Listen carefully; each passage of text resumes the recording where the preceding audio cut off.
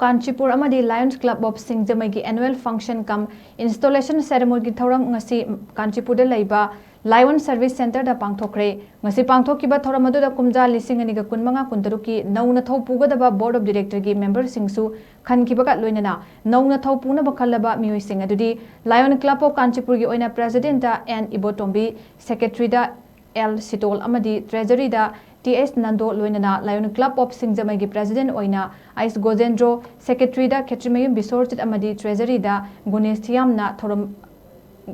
ngakpigani Gunesh Thiam ni thoram adu da district governor district